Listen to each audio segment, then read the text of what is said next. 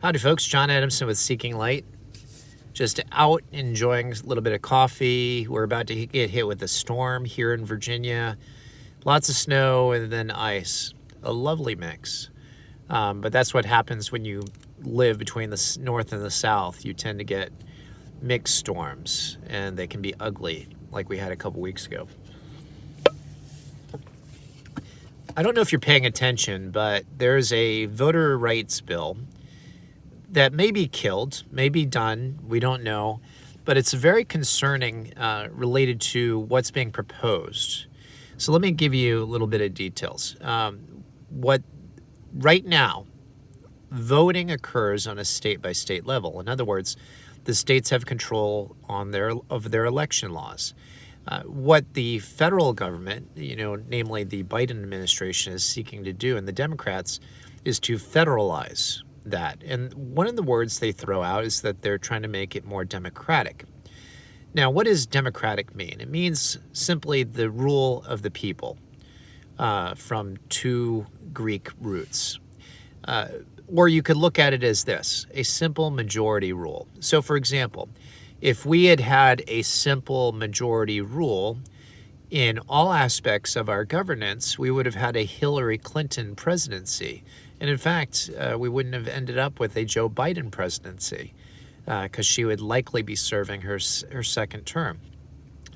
So simple mob rule, if you want to use that word. So as long as there's a majority, those people get to pick what's going on. They get to push the laws through, etc.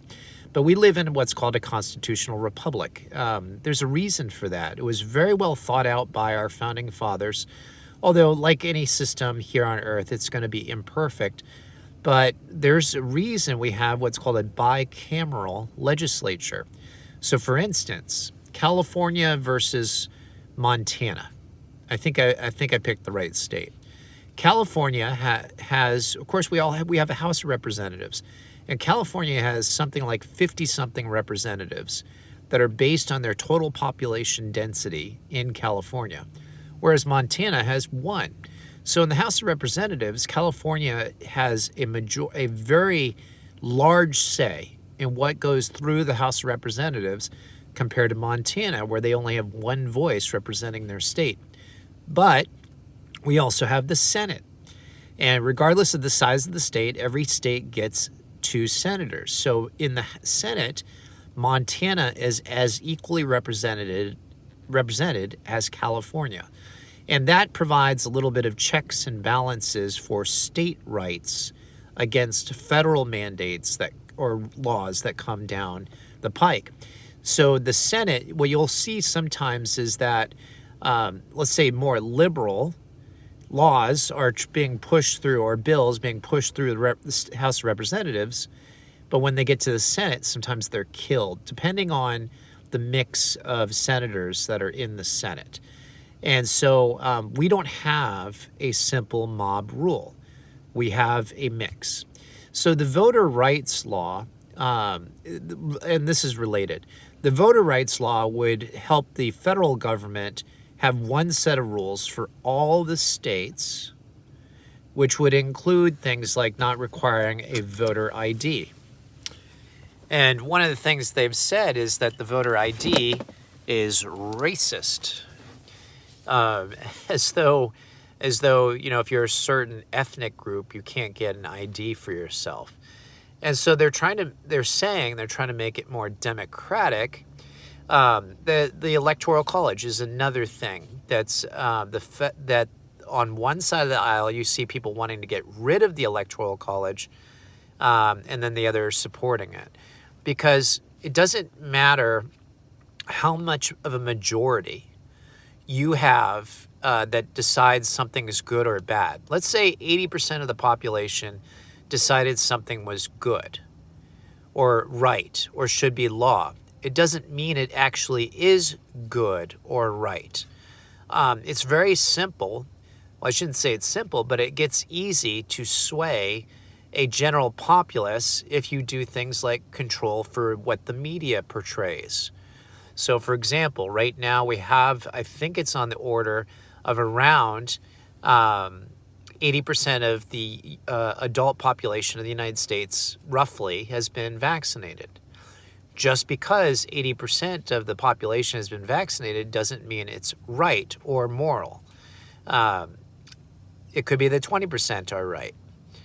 So simple mob or democratic rule is not a good thing. And that's what this voter rights bill is seeking to do.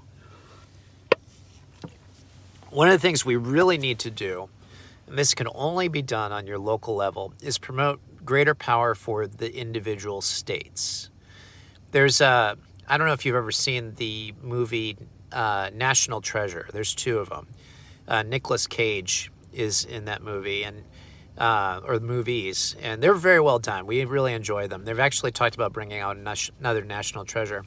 But there is a line in National Treasure 2 said by Nicolas Cage that I think is really representative of what I'm saying right now.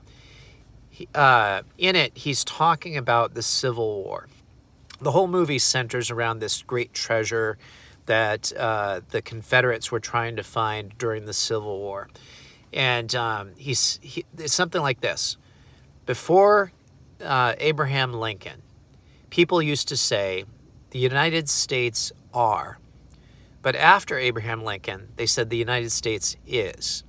In other words, there was this more centralized view of the government or our country after the war, where there was more of an individualistic, state-minded perspective before the war. And I think that really encapsulates partly what I'm saying, is that if you want to see change in this country that protects the individual rights of people, you need to push on the local level of your politics.